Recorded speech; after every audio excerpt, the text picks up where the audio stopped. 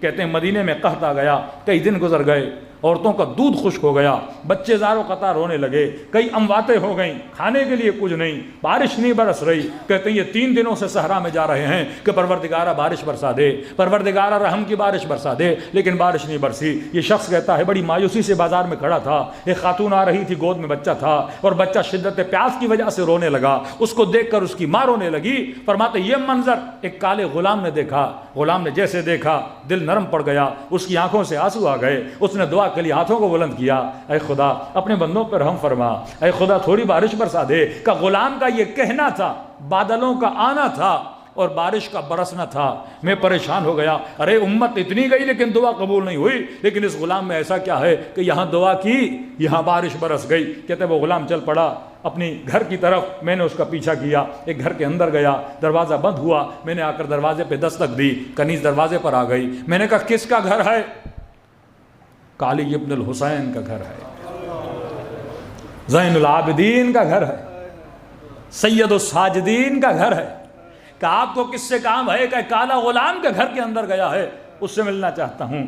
کہ ٹھہریے میں آقا کو بلاتی ہوں۔ اس کو دعوت دی کہ گھر کے اندر آیا، دیکھا غلاموں کا ہجوم ہے، پوچھا فرزند رسول اس گھر میں کالا غلام آیا ہے، مجھے اس سے ملنا ہے۔ امام نے کہا کون؟ سارے غلاموں کو بلایا، اس کی نگاہ اس غلام پہ پڑی، کہنے لگا علی ابن الحسین جو قیمت بولو اس غلام کی دینے کے لیے تیار ہو۔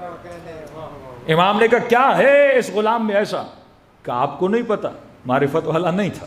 چوتھے امام کو کہے کہ آپ کو نہیں پتا، یہ بڑا صاحب کرامت ہے، ابھی میں نے بازار میں دیکھا، اس نے دعا کی، چند لمحے نہیں گزرے تو بادلوں نے آنا شروع کر دیا اور بارش برسنا شروع ہو گئی۔ امام نے مسکرا کر غلام کو دیکھا کہ کب سے یہ کرامتیں دکھلانے لگے، کب سے یہ کرامتیں دکھلانے لگے؟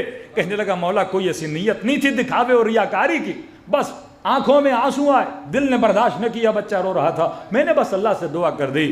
امام نے کہا خریدنا چاہتے ہو تو کوئی بات نہیں، لیکن میں نے آج تک بیچا نہیں ہے، میں اس غلام کو آزاد کر رہا ہوں، اب اس کی مرضی وہ تیرے غلامی میں آنا چاہے کہ نہیں آنا چاہے۔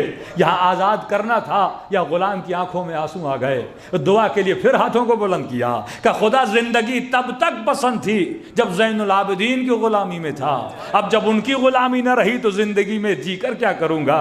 یہ کہنا تھا، اس کی روح پرواد ہوئی اور دنیا سے چلا گیا۔ یہ وہ غلام تھے جن کی آقا سے اتنی محبت تھی، امام نے 20,000 کے قریب غلام خریدے اور غلاموں کو آزاد کیا۔ یہ معصومین کا ہڈن ورک تھا جو شیعوں کو نظر نہیں آتا، انہوں نے بڑی ترتیب دی، ان کی تربیت کی، اس قدر ان کو مضبوط کیا، ان کو صاحب بصیرت بناتے تھے کہ دشمن کا مقابلہ کیسے کرنا ہے۔